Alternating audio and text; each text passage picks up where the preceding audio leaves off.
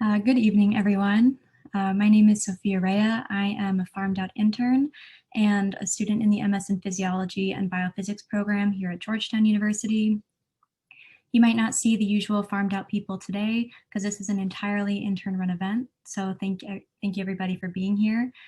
Before we start, I wanted to give a brief introduction to Farmed Out. We are a Georgetown University Medical Center project that aims to advance evidence-based prescribing and to educate healthcare professionals and students about pharmaceutical and medical marketing practices. We produce educational slideshows, videos, events, and information about CME courses, free of industry sponsorship.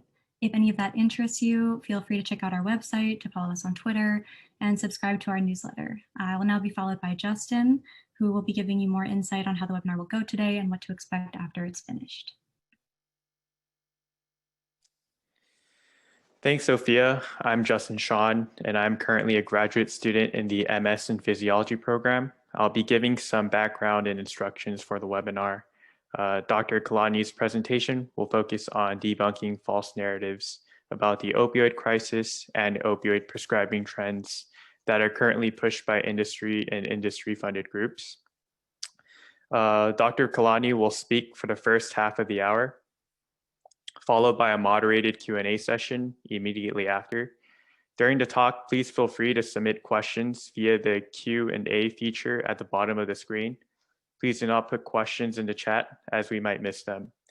We expect the discussion to run about half an hour. I'll now be followed by Saeed, who will introduce Dr. Kolodny.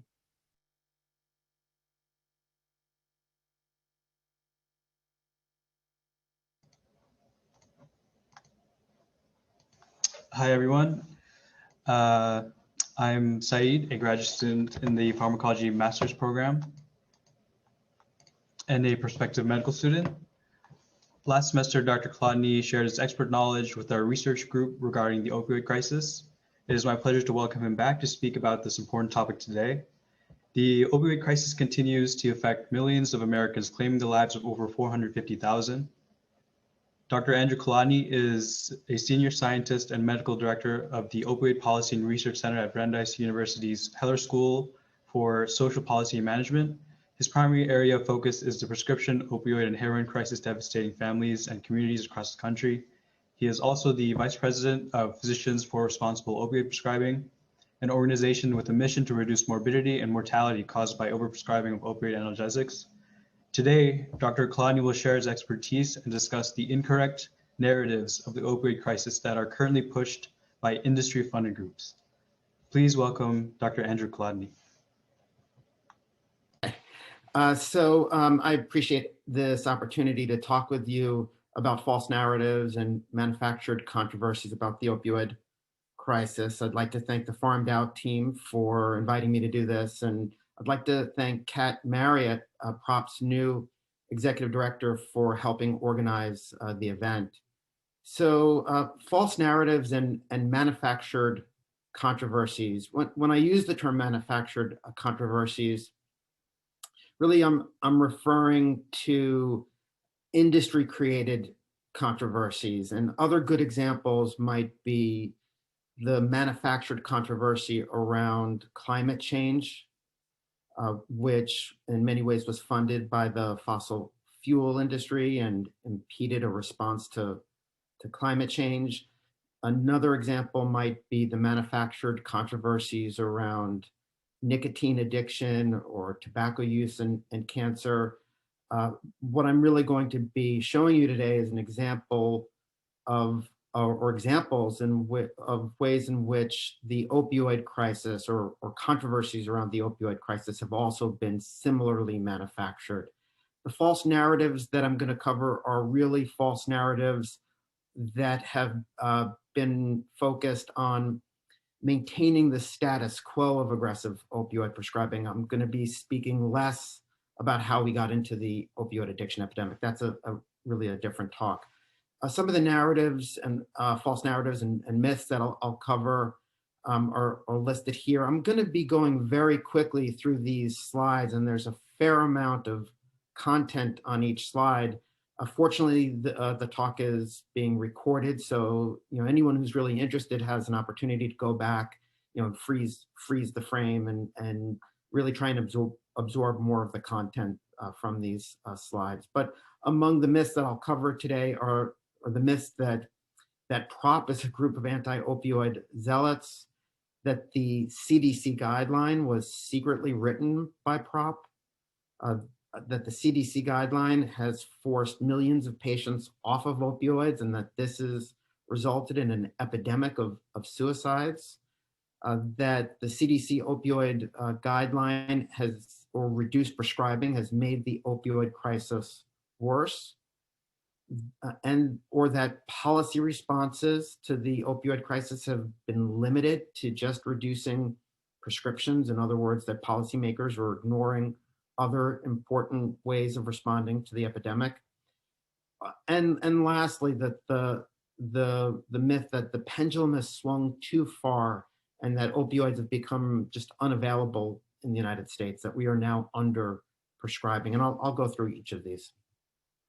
I just want to start very quickly by framing the opioid crisis, because how a problem is framed is really important when talking about strategies for addressing the problem. And groups with their own agendas will sometimes frame a problem in a particular way, and sometimes frame it the wrong way if it will further their agenda. So what is the right way to frame the opioid crisis? Well, when you look at all of the different health and social problems, for example, the soaring increase in overdose deaths, the increase in children winding up in foster care because of their parents' addiction, the increase in neonatal abstinence syndrome, the impact on the workforce.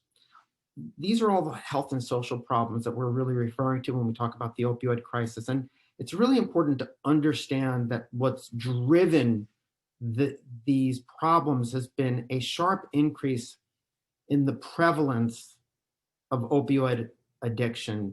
In other words, the opioid crisis should really be understood as an epidemic of opioid addiction. That doesn't mean that every single opioid overdose death occurs in people who were opioid addicted or who had opioid use disorder.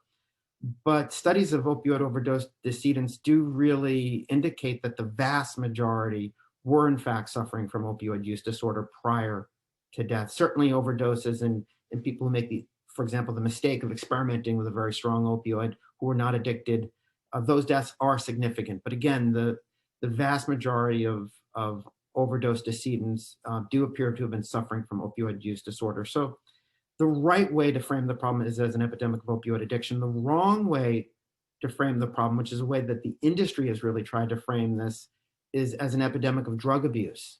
In other words, that the problem is that we have lots of people behaving badly, taking dangerous drugs because it feels good, and they're accidentally killing themselves. And so this is a problem of drug abuse. Another incorrect way of framing the crisis is to focus solely on the overdose deaths, to frame this as an epidemic of overdose deaths, and to focus exclusively on the drugs that are involved in the deaths. To focus exclusively on the deaths would be like framing the AIDS crisis as an epidemic of PCP pneumonia, because that was the disease that many people with AIDS were dying from. The correct way, obviously, to frame the AIDS crisis was as an epidemic of HIV infection. And so, again, if you frame the problem the right way, if we understand that this is an epidemic of opioid addiction, then the strategies for addressing the crisis become a lot clearer. We need to prevent more people from developing this disease, and we have to see that people with this disease have access to effective treatment and to harm reduction. So I'm saying this is an epidemic of opioid addiction, and I'm just going to show you that very quickly. This is 3 years into the epidemic. The epidemic began in the year 1996. You'll see in a moment why I would say that. What you're seeing here are states, at least the states that show up as red or maroon are the states with the highest rate of individuals showing up at drug treatment saying that the primary drug that they're addicted to is a prescription opioid. And you can see that 3 years into the epidemic, there were a few states lighting up as red or maroon, showing that they had a significant problem. I want you to watch what happens to the color of this map as we go forward. So this is 1999, 2001, 2003, 2005, 2007, and 2009. What you can see is that by 2009, in just about every state in the country, there had been a sharp increase in the number of people seeking treatment for addiction to prescription opioids, a sharp increase over a short period of time. And that really is the definition of an epidemic, an increase in a disease over a short period of time. Now, what caused the maps to turn red, I'm not going to go into great detail, but it clearly has something to do with this graph. And you're looking here at oxycodone consumption in the United States. And you could see that the year oxycodone consumption really took off was 1996. In red at the bottom would be oxycodone consumption in Europe. And you may know that 1996 was the first year that OxyContin hit the market, and a significant piece of that increase is related to OxyContin, but it wasn't just oxycodone, the active ingredient in OxyContin, that took off in 96. Just about every opioid on the market starts to increase rapidly around that year, 1996. It was really the year that a multifaceted campaign was launched to convince the medical community that we had been under prescribing opioids and that patients were suffering needlessly. And here you're looking at oxycodone in the US compared to Europe. If I were to show you the hydrocodone comparison, it would be even more striking because the United States uses 99% of the world's hydrocodone supply. So let's now get into some of the false narratives and manufactured controversies. So, I'd say one of the early indications of how Purdue was going to frame this problem, this is an email that recently became public because of the opioid litigation. This was a quote from an email sent by Richard Sackler. Richard Sackler was responding to bad press about OxyContin. There were media reports about patients becoming addicted to OxyContin. There was concern about how this was going to impact sales of OxyContin. And what Richard Sackler is really spelling out in this quote was really the public relations strategy that Purdue would engage in and that other opioid manufacturers would engage in throughout the next 15, 20, 25 years. So here in this quote you have, we have to hammer on the abusers in every way possible. They are the culprits and the problem. They are reckless criminals. In other words, the strategy was really to blame the victims, to frame the problem as if the harms were limited to individuals trying to get high off of OxyContin or opioids, and that patients were benefiting. And that was really the way we would continue to see the problem framed, and the way in which we continue to see the problem framed. This is an early communication that again became public because of the litigation. Desenhall, it's now Desenhall Resources, is a crisis management firm that Purdue hired to help them with the bad press that they were getting. And they outline in this memo their strategy. And you'll see here, it's underlined in red, third-party outreach. They underline Cato Institute and Dr. Sally Sattel. The Cato Institute is a Koch brother founded or funded organization, a right-wing organization that's also been involved in manufactured controversies around climate change and on tobacco use. And so they were reaching out to the Cato Institute, and Dr. Sattel was at that time and continues to be a fellow at the American Enterprise Institute, another Koch brother created or funded organization also involved in manufacturing controversies around climate change and tobacco. And so the plan was to reach out to these third parties, and you could see an early product of this strategy. And you'll see there was an article that appeared in the New York Post titled Heroic Dope Heads. And it was an article criticizing media coverage, really criticizing the New York Times for being too sympathetic to drug abusers. You see the last sentence is underlined there. What's boundless is the Times' unmitigated sympathy for drug abusers. So this was an attack from the right on the liberal media for being too sympathetic to so-called drug abusers, or for suggesting that people developing opioid addiction as patients. There was similar coverage from the left. This was an article that appeared a few years later. This was also attacking the New York Times and attacking a coverage from a newspaper in Florida. This was an article with, so you can take a look at some of these bullets here if you have some time, but basically minimizing the risk of addiction, suggesting that opioids are underprescribed in the United States. And this is at a time when there's been a massive increase in prescribing, and even suggesting that over-the-counter pain medicines are more dangerous than opioids. What this author did not disclose in this Slate piece was the fact that she was also working for a corporate front group called STATS, not to be confused with STAT, which is a good journalism outfit. And what this piece didn't mention was the collaboration between her outfit and Desenhall and Purdue Pharma when this piece was being written. Here's a piece, another piece by Sally Sattel, and the subtitle here really captures the messaging well. OxyContin doesn't cause addiction; its abusers are already addicts. Again, the idea that patients are never harmed by opioids. Patients are not getting addicted, and attacking media coverage that would suggest otherwise. It wasn't just in media outlets where we're getting that messaging. It was certainly messaging directed to policymakers. So this was a slide, who will be affected by rescheduling. This was a slide shown by a pain organization at an FDA meeting, a meeting convened to discuss, or actually to even hold a vote on whether or not drugs containing hydrocodone should be put into a more restrictive category.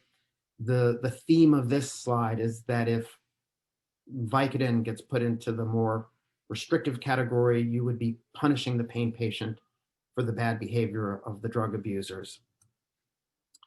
That messaging influenced policymakers quite a bit. Even our federal agency, SAMHSA, for example, which would be focused on responding to drug problems, preventing drug problems, or expanding access to addiction treatment, was accepting the narrative. NIDA was even accepting the narrative. So even when the federal government was putting out a communication about the opioid crisis, they were framing this as if the problem is only when someone might take an opioid in a way other than prescribed, framing this so that doctors would not prescribe less opioids, buying this narrative that if we have less prescriptions, you'll be punishing pain patients for the bad behavior of drug abusers. One of the reasons that this messaging was so effective is that it wasn't just Purdue, and it wasn't just public relations firms and journalism outlets or corporate front groups connected to the Koch brothers. It was an array of pain organizations and key opinion leaders. This diagram comes again from the opioid litigation, showing you the connections between the different drug companies and individuals pushing some of these messages. This is a a graphic that was created, an interactive tool that was created for the Oklahoma opioid trial.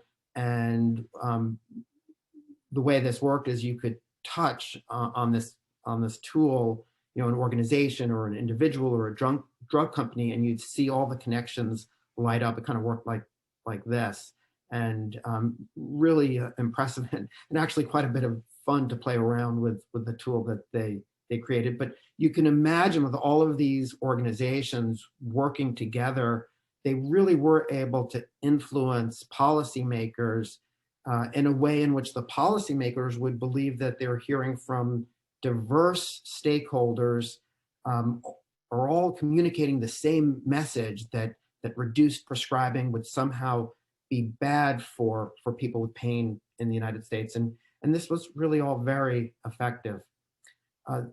This is another graphic. This graphic was created in a report by two members of Congress that was focused on the way in which Purdue and other organizations were influencing the World Health Organization's opioid prescribing guidance. And so you're on this chart, you see the way in which the money flowed and the influence flowed.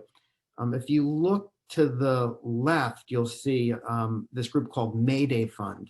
They're a particularly interesting group. If you go online and read about them, if you look at they have a fellowship program. If you look at the individuals who've served as Mayday Fund fellows, it's a who's who of opioid advocates, mostly with individuals with significant ties to opioid manufacturers.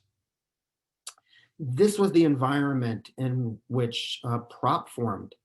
And one of our main objectives was really to debunk this message that the harms of opioids were somehow limited to people who might be taking them recreationally.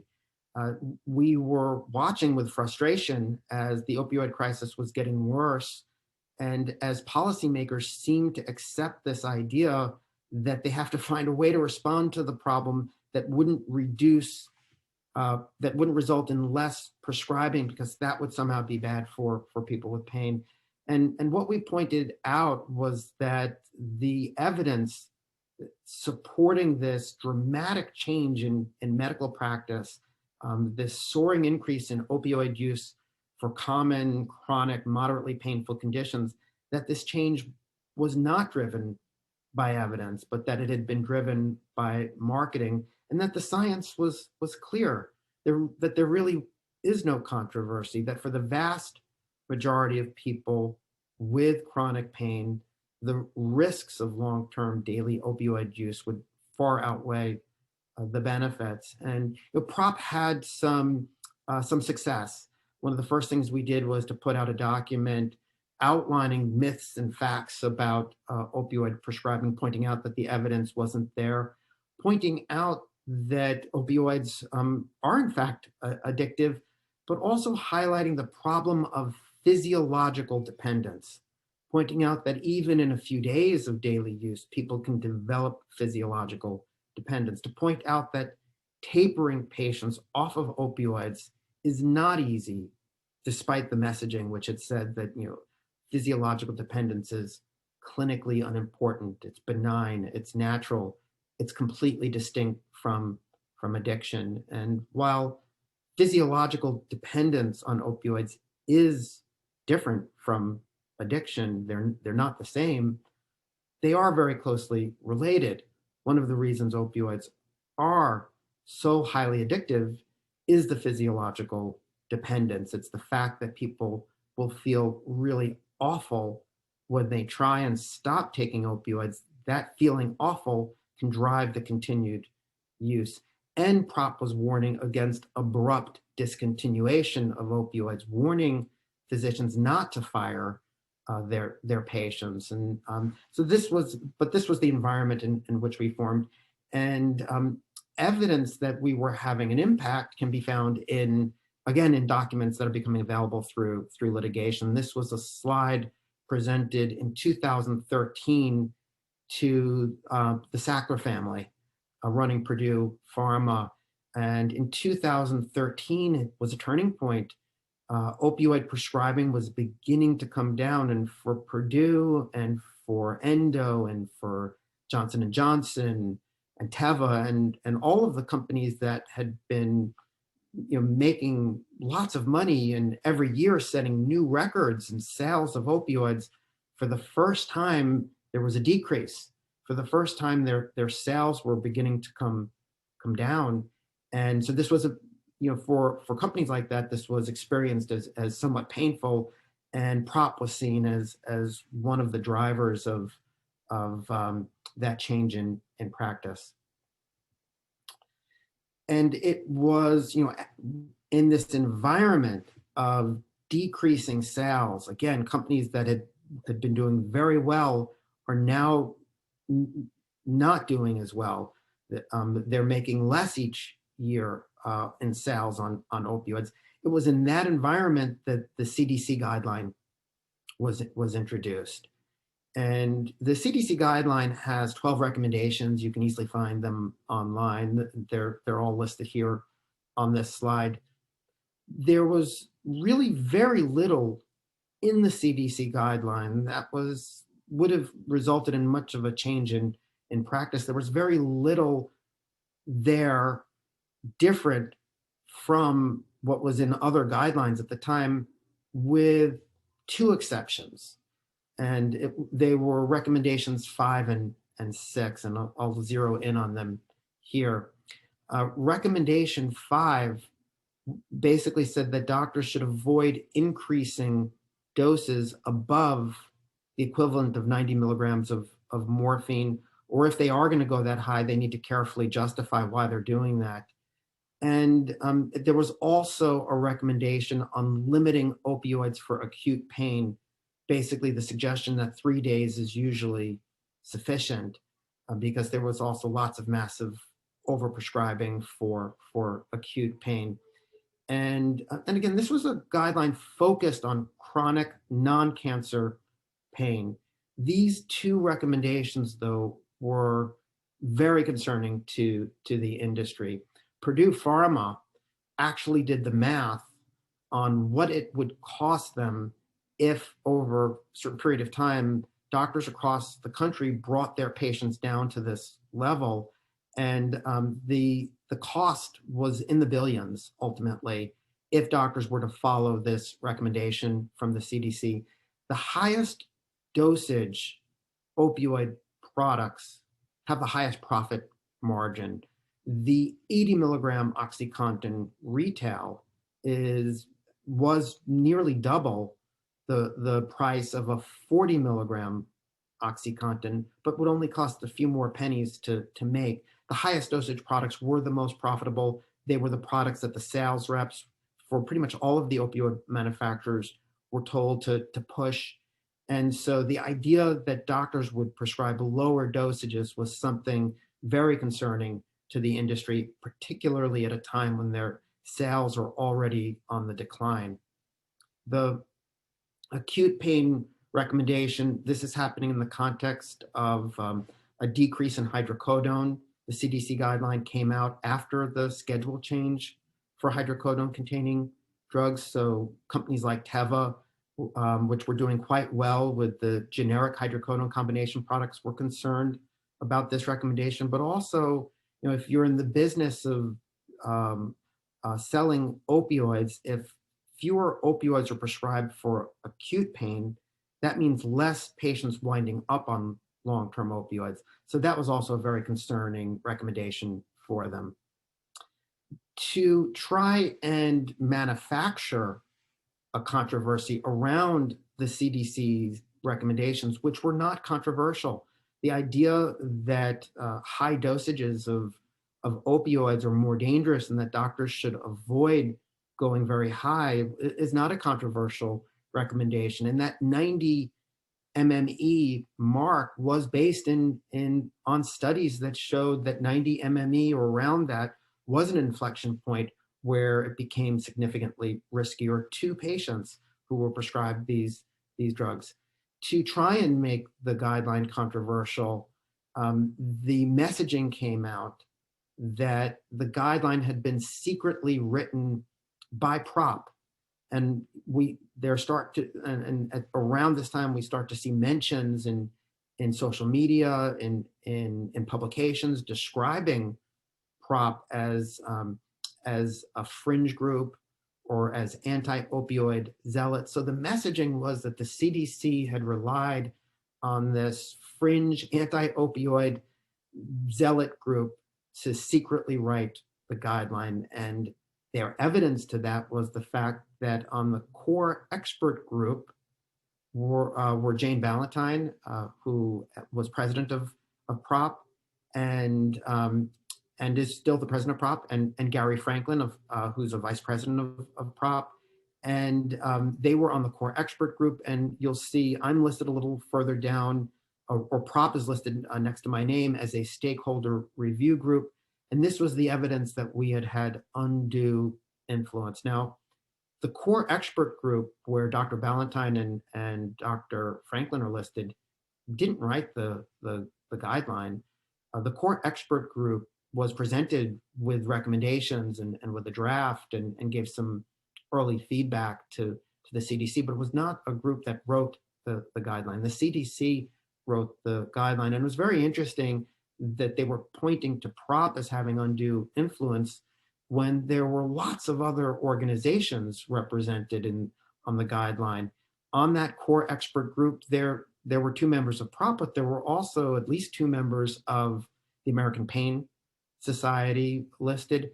And the stakeholder review group, where PROP was listed next to my name, all of the stakeholder review groups were groups, most of those groups, by the way, who were industry-funded organizations. The front groups and pain organizations that were, and other organizations that were asked to, that really played a role in helping manufacture this controversy, have a red arrow pointing to them. This is a table that appears in a report by the Homeland Security Committee, did a report investigating the relationship between opioid makers and organizations that were promoting opioids. But the ones that played a unique role in trying to controversialize the CDC guideline are listed here with a red arrow. At the bottom on the left is a group called the Washington Legal Foundation, and you'll see they're listed as having received $500,000 from Purdue.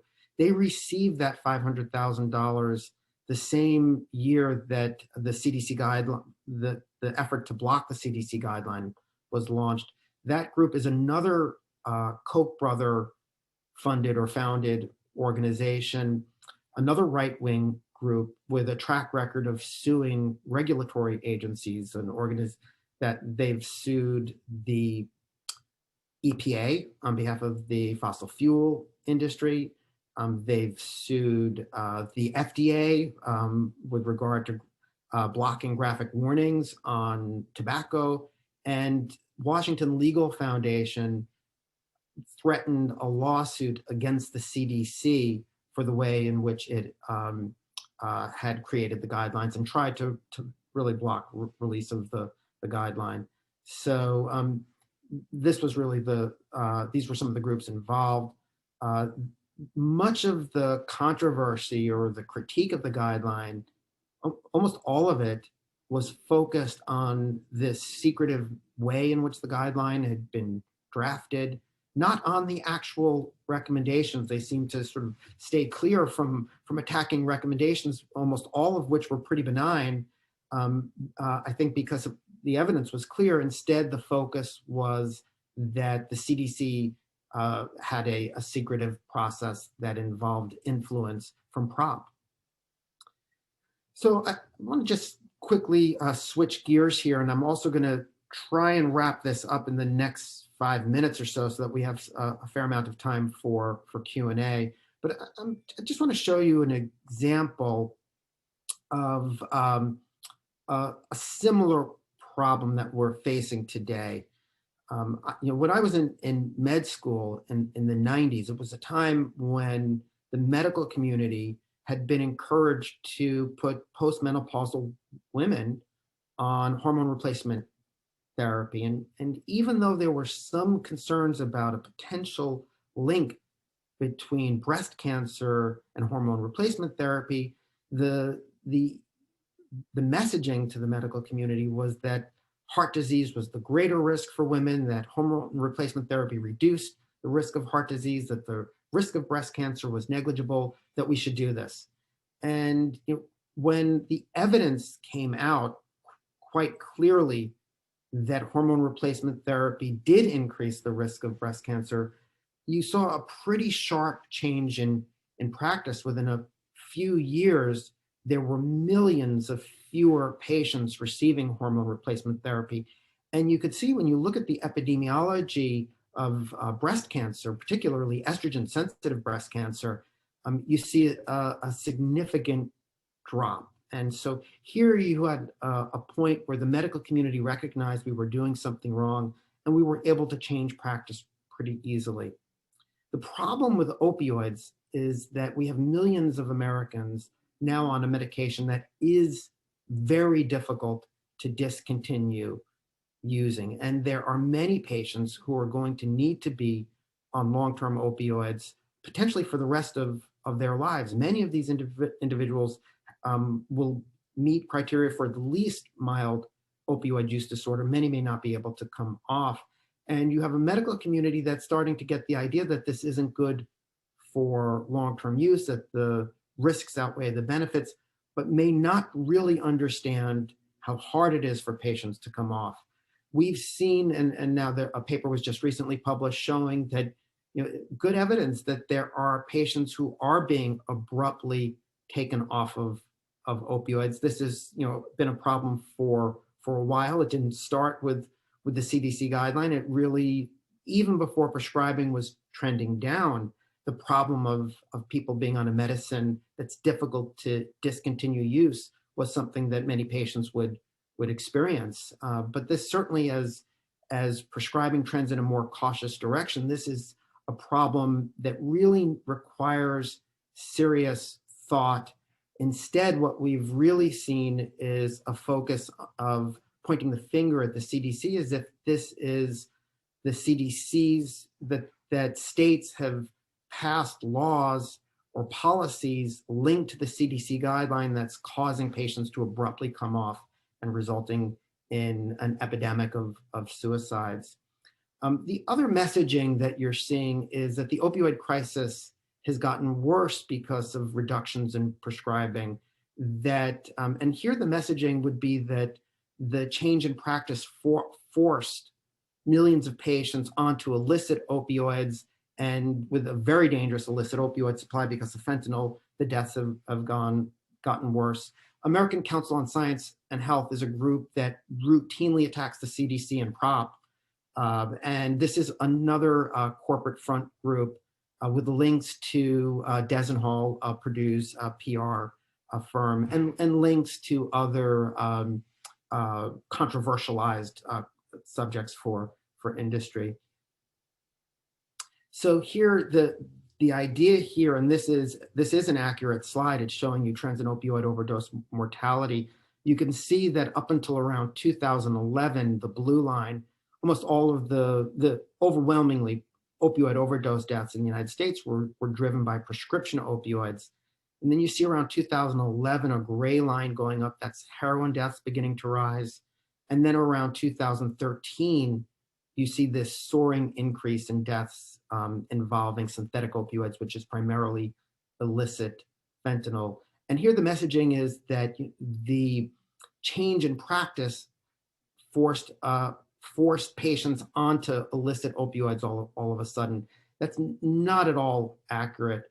The switching from prescription opioids to illicit opioids was happening in young people from the beginning of the opioid crisis. Middle-aged people addicted to prescription opioids weren't really switching because they're a group that generally gets opioids much more easily from doctors. But among young, particularly young white people in the United States in their 20s and 30s, there was a soaring increase in heroin use beginning in the early 2000s.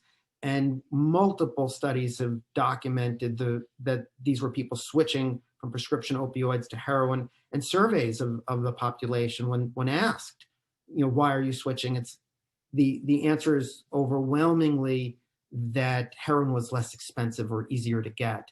And this soaring increase in heroin is happening while the prescribing is still going up.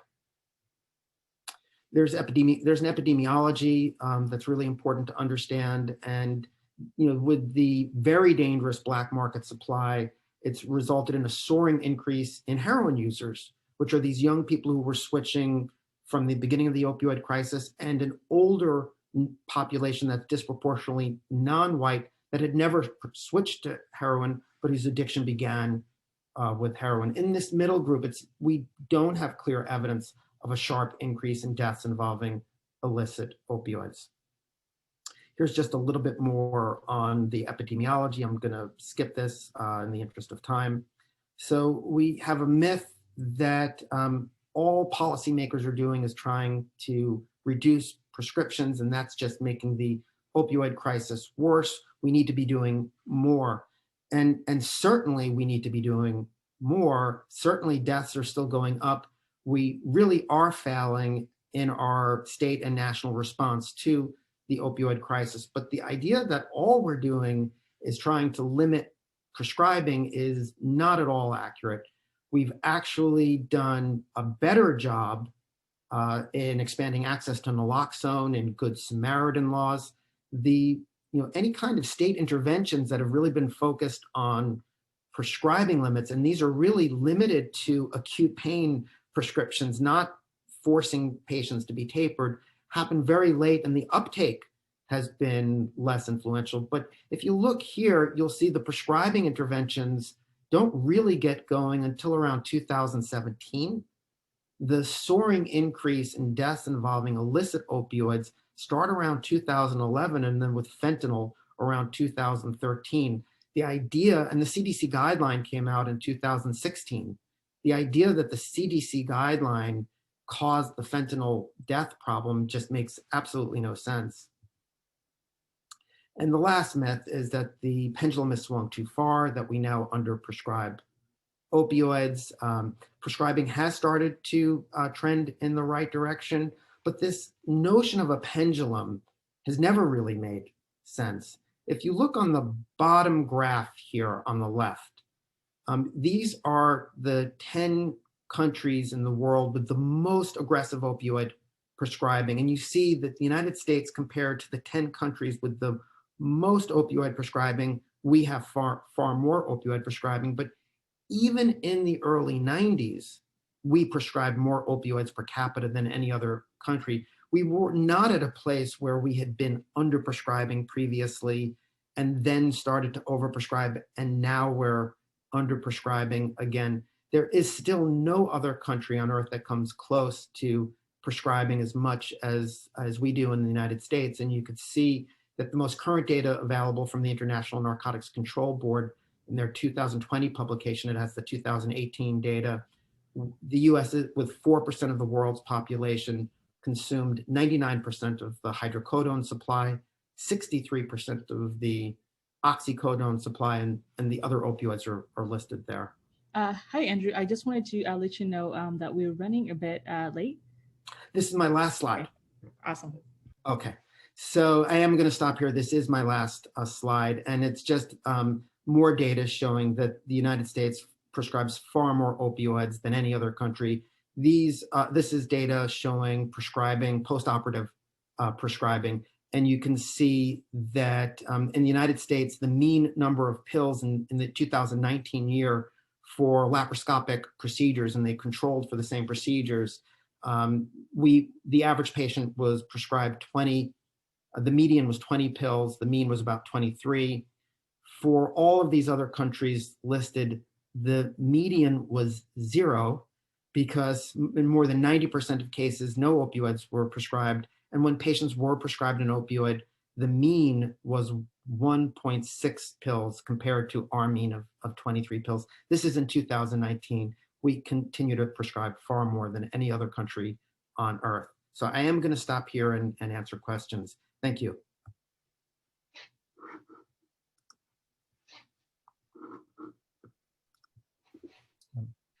Thank you, Dr. Kolodny. Hi, guys. My name is Yoshi Myers. I'm a research associate with Farmed Out, and I'm going to be relaying some of these great questions that we've been getting in the Q&A from you all to Dr. Kolodny, along with my colleague, James. So our first question comes from Christopher Mondix. Christopher says, on the graph showing oxycodone use in the US and Europe, it takes off in the US in '96, but remains flat in Europe. Why was there no corresponding increase in Europe? That's a great question. And I don't think there's a simple answer to that. I will say that you may see on that graph that the prescribing in Europe was beginning to go up and has continued to go up. So we are seeing the same playbook that was used in the United States being used around the world, in Europe and Asia and other parts of the world with some success. But in the US is where this campaign was first launched more effectively. And we have a healthcare system which I think lends itself to prescribing drugs and to having patients who are happy customers. In the United States, many medical practices function like small businesses, whereas in other countries, having patients very happy with what you're prescribing them or walking out with a free sample for a drug is less important to the prescriber. So there are a variety of factors at play here, but clearly the effort to change practice worked more effectively in the United States. Hey, Dr. Kolodny.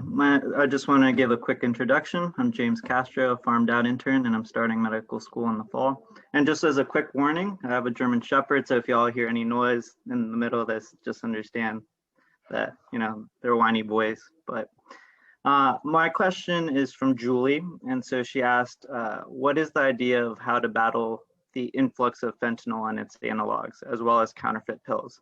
And secondly, she asked, what are your thoughts on the extreme increase in illicit fentanyl overdoses, despite the decrease in physician prescribing of opioids? Great question. So what we need to do about the fentanyl problem, I think, at least for reducing deaths in the short run, would be a dramatic expansion of access to effective treatment for opioid addiction. And when I say effective treatment, I'm really talking about treatment with medication on an outpatient basis, medication like buprenorphine. I wish it wasn't true that the answer to our opioid crisis is we need to keep prescribing opioids to millions of Americans, but unfortunately I do believe that is what we need to do. And I think that if more people who are opioid addicted could easily access buprenorphine, if it was essentially free, then I really do think that we'd see people seeking treatment and receiving it. Right now, it's expensive, it's complicated to find a doctor who can prescribe, or a nurse practitioner or a physician's assistant. But to buy a bag of heroin or fentanyl, or even to find prescription opioids, is generally a lot easier than getting onto buprenorphine treatment. If we could flip that, if we could make the treatment easier to access, I really do think we'd see deaths start to come down. The second question was that, well, why is it that the deaths are still going up if prescribing has been coming down? And this is something you hear over and over again, used as evidence that we shouldn't, that there's no point in trying to reduce prescribing, that it's not helping or making the problem worse. The more cautious prescribing, the goal there, really there are two parts to two main, or actually three parts, the main goal of more cautious prescribing. The first goal there is to reduce the incidence of opioid use disorder. If we prescribe more cautiously for acute pain and chronic pain, less people will develop opioid use disorder. And if you're tackling an epidemic of opioid use disorder, that's a really important strategy. That's primary prevention. And so another goal of more cautious prescribing is to reduce deaths in pain patients who were on very high doses. And then lastly, it's about improving pain care and improving outcomes in general, because opioids are not good treatments for chronic pain. It is not true that more cautious prescribing somehow jeopardizes compassionate care for chronic pain. Compassionate care for chronic pain really demands more cautious prescribing. People with chronic pain have been disproportionately harmed by this era of very aggressive prescribing. All right, our next question comes to us from Cindy. Cindy says, did original clinical trials of these drugs before FDA approval not reveal that they had addictive tendencies? No, they didn't. So there was no requirement in a clinical trial for a patient who participated in that clinical trial to be assessed for the development of addiction at the end of the trial. It would have been nice if that was tracked. That's never really happened. And this was a talk that was focused on industry and industry influence and manufactured controversies. We may do another talk on the FDA and the FDA's failure to properly regulate opioid manufacturers, which is a very important part of this whole story. Our next question comes from John, and he asks, can you identify some pain organizations, either professional groups or patient advocacy groups, which do not take money from industry? I think the Mayday Fund, which I mentioned as being an opioid advocacy group, which has had really awful opioid advocacy, very harmful to people with pain, is if you look on that chart that that members of Congress did for the World Health Organization, and you see the different lines flowing. I don't know that the Mayday Fund gets opioid industry money, but it's been managed by people who do take opioid industry money and who are opioid advocates. Similarly, on that same chart is the Open Society Foundation, which has really funded a lot of great work around the globe, really important harm reduction interventions, syringe exchange interventions, addiction treatment in Eastern Europe. But unfortunately, that group has also funded opioid advocacy and groups that have really put out totally false, harmful messages on opioid prescribing, and I think may have an agenda for drug legalization, which might be why they're interested in less restrictions on opioid prescribing. So not every group that has harmful advocacy is funded by industry, but the vast majority are, and the ones that are not funded by industry work arm in arm with the industry-funded groups. All right, this question is from Thomas. Thomas asks, how do you define the difference between dependence and pharmacological tolerance? I thought the question was going to be, how would I define the difference between dependence and addiction, which, one of the ways in which the medical community was led to believe that opioids are not addictive was to emphasize the distinction between physiological dependence and addiction, with the messaging being that physiological dependence or physical dependence, which is really an incorrect term because the symptoms are much more than just physical when people are going through withdrawal, but to emphasize this distinction and to characterize physical dependence as natural and benign and clinically unimportant and easy to deal with, versus addiction, which was said to be rare and not benign. Tolerance, though, is important because tolerance is one of the reasons why opioids are not a good treatment for daily long-term use. Very quickly, when individuals are taking opioids every day, one becomes tolerant. In order to get the same effect, one needs higher and higher doses. As the doses get higher and higher, it becomes more dangerous. So tolerance is one of the reasons that opioids are not good treatments for chronic pain. And again, as the messaging around tolerance was that this somehow doesn't make opioids a bad idea for chronic pain. Dr. Kolodny, the next one comes from Jason. So he says, there are a lot of activists and journalists who consistently downplay the harms of opioids and seem immune to evidence that contradicts their positions. They seem to view regulation as considerably more dangerous than opioids themselves. How do you understand their guiding philosophy? They have an agenda. A lot of organizations, a lot of individuals, journalists, organizations who weighed in on the opioid crisis have an agenda. And they will try and twist the facts to fit their agenda. So if you look, for example, I showed a slide of the different interventions policies and a timeline. One of those policies was Medicaid expansion, which corresponds very closely with when the opioid crisis started getting worse because of the emergence of fentanyl. I remember a few years ago, the chair of the, I think it was Homeland Security, held a hearing on Capitol Hill in the Senate, focused on how Medicaid expansion was making the opioid crisis worse, and or that Obamacare was making the opioid crisis worse. This was a member of Congress with an anti-Obamacare agenda who saw a correlation or an association between the Medicaid expansion and deaths, and tried to twist this to fit an agenda. And of course, it wasn't Medicaid expansion making the opioid crisis worse. If anything, Medicaid expansion was saving some lives. It was fentanyl that was making it worse. Similarly, you have people with drug legalization agendas who believe the answer to all of America's drug problems would be legalizing it so that heroin becomes, and cocaine are available over the counter.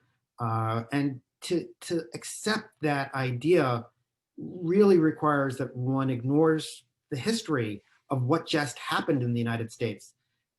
So there are many people who sort of look at drug policy using this old war on drugs framework with this idea of, are you for supply control, meaning you're the law enforcement type, or are you for demand reduction, meaning you want to improve conditions for people that might drive them to use drugs. And what the opioid crisis teaches us is that supply and demand are interrelated, that as you flooded the United States, as you overexposed the population to a highly addictive class of drug, many people became addicted, that increase in supply led to increase in demand, led to greater heroin use. So these are people with agendas, and sometimes if you're driven by your agenda, it's hard to see the facts. Sometimes some of these groups have an agenda that I'm sympathetic to. I think Case and Deaton, for example,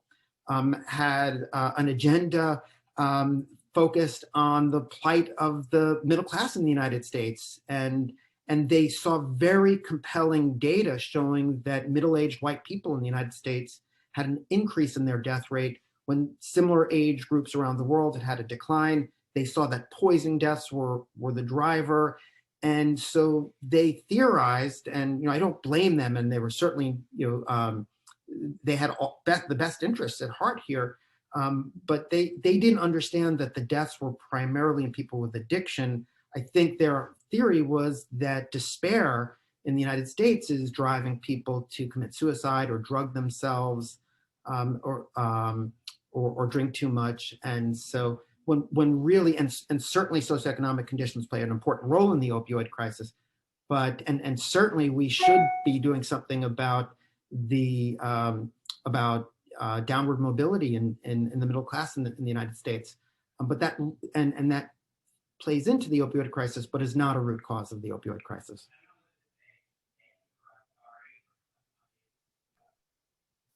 Okay, our next question is from Jacob. Jacob says, in 2012, opioid prescribing peaked. By 2019, prescribing dropped 43%, but opioid overdoses simultaneously increased 115%. What is the relationship between the number of opioid deaths and the number of people addicted to opioids? I'm sorry, can you repeat that question? I apologize. So in 2012, opioid prescribing peaked. By 2019, prescribing had dropped, but opioid overdoses simultaneously increased. And what is the relationship between the number of opioid deaths and the number of people addicted to opioids? Yeah, it's a good question. So yes, prescribing peaked, deaths went up. The vast majority of the deaths are occurring in people with opioid addiction. And among people with opioid addiction, you do have a very large group of white people in their 20s, 30s, early 40s who switched to heroin after becoming addicted to prescription opioids. And you also have this group that has been disproportionately impacted by fentanyl, an older non-white group that didn't switch. When the illicit opioid supply became much more dangerous because of the emergence of fentanyl, in opioid addicted individuals who were using the illicit opioid supply, the deaths started to soar. So you wouldn't necessarily see a relationship between prescribing and the rise in deaths. And again, what you'd want to track to see whether or not the prescribing interventions are effective would be the incidence of opioid use disorder, and you'd want to track what are the health outcomes in pain patients who are on chronic opioids. And I don't think we have good data on that, but looking at deaths and people using heroin and saying that means controlling prescriptions, isn't a good idea. It doesn't necessarily make sense. I'm sorry, what was the second part of that question? The second part of the question was, what is the relationship between the number of opioid deaths and the number of people addicted to opioids? It's very difficult to have any kind of a real relationship because you're talking about a treatable condition. So if we were talking about HIV pre-1995, you could, based on the prevalence of HIV infection, you could get a pretty good sense of what the number of deaths should be. You'd see a relationship. But when you have a treatment for a condition, then the death rate is influenced by how many people are able to access that treatment. And with opioids, the death rate in people with opioid use disorder depends on their access to treatment. It depends on the type of opioid that they're using. It depends on the route of administration, whether they're using by an injection route versus an oral route.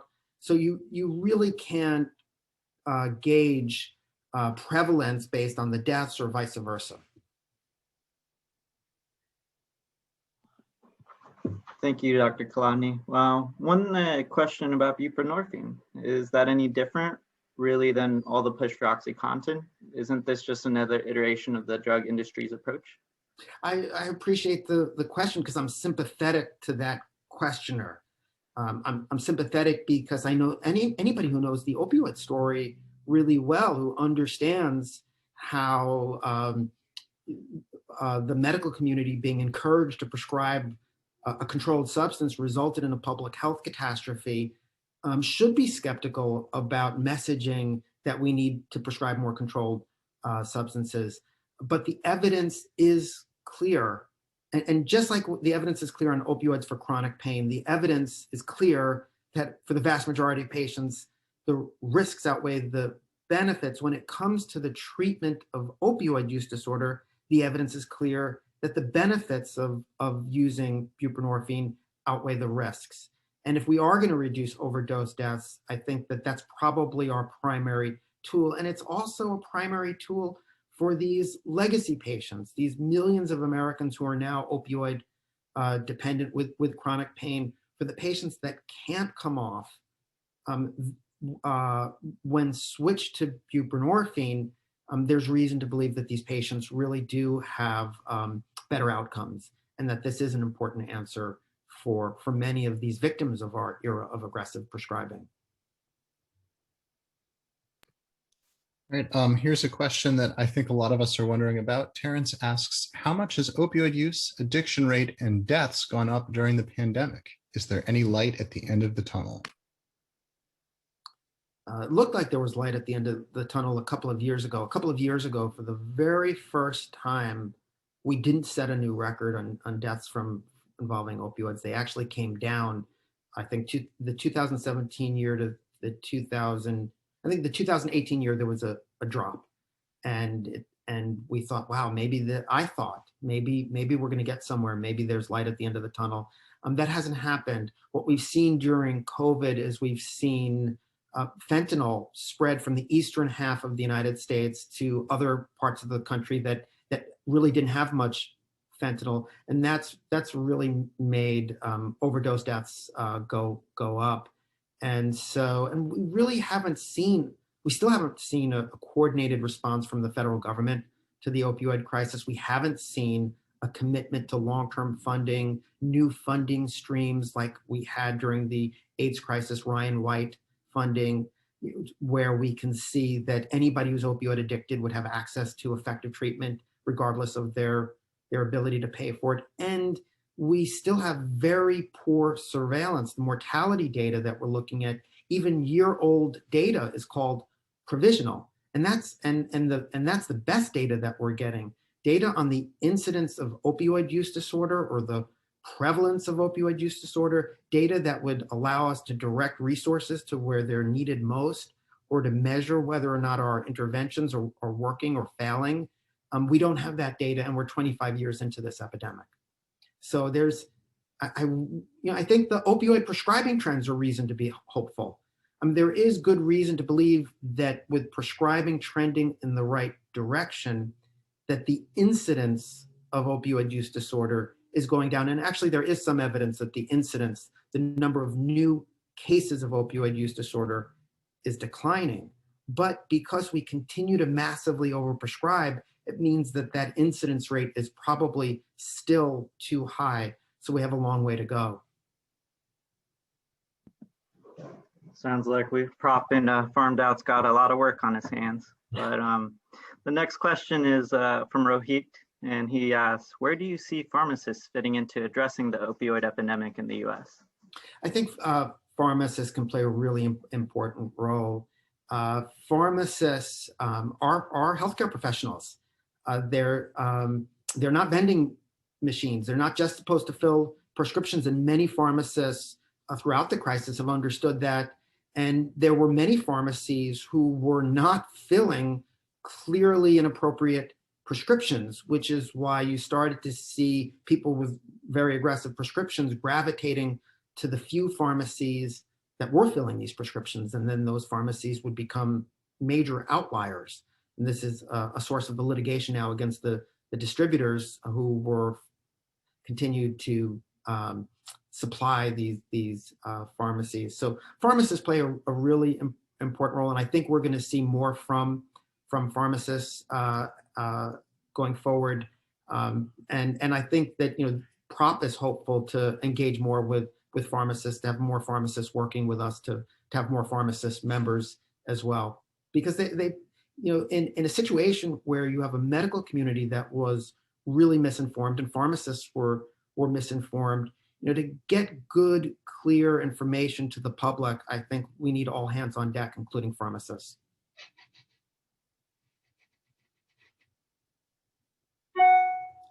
Okay, looks like I've got time for a couple more questions. This one's from Linda.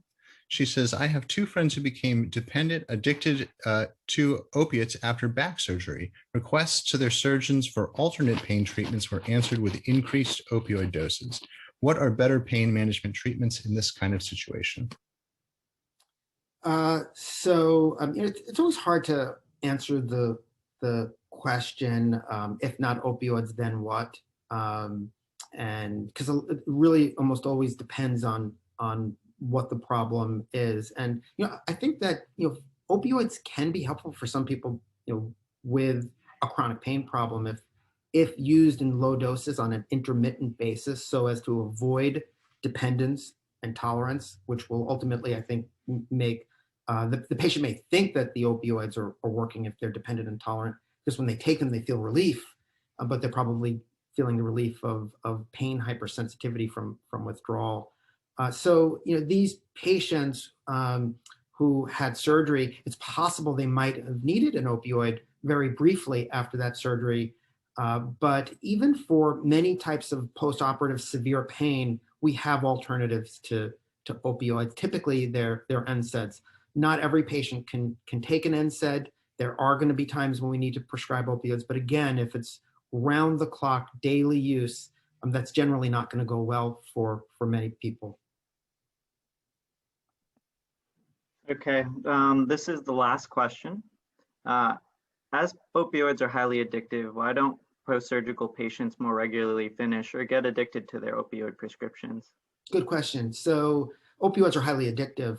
And what that means is that with repeated use, it's easy to get addicted. Duration of use counts. We have tens of millions of Americans exposed to opioids every year. If a single exposure were enough to cause opioid use disorder or opioid addiction, we would be in really bad shape. But duration counts, and using it repeatedly counts. And it doesn't really make a difference why you take it repeatedly. If you're taking it repeatedly because you're self-medicating despair, or you're taking it repeatedly because you find it fun and feels good and you're using it recreationally, or if you're taking it repeatedly because a doctor prescribed it, your neurons don't really know the difference. If you're taking it repeatedly, pretty quickly physiological dependence sets in, and then without the drug, you're feeling pretty sick, and that will result in continued use. So I hope that answered the question. Thank you, Dr. Kolodny. It definitely did. I think with that, we're going to go ahead and wrap up. But I wanted to say thank you for your time and your work. We really appreciate it over here at Farmed Out. And I also wanted to thank everyone for attending today's webinar. We thoroughly enjoy putting on these events, and I also wanted to thank my co-interns who put this event together for being awesome and giving their time to the cause in the midst of grad school classes. In the next slide, if you enjoyed our webinar, I want to let you know about an upcoming conference in June, which will focus on creating solutions to combat industry influence on healthcare. We hope you'll be able to join us. Additionally, I just wanted to recommend that you check out the PROP website and see more information from them directly. And lastly, the Farmed Out team would appreciate any donations to help continue our mission to advance evidence-based prescribing and educate healthcare professionals regarding pharmaceutical marketing practices. But that's all, folks. We appreciate your time, and we all look forward to seeing you in the future. Have a good evening.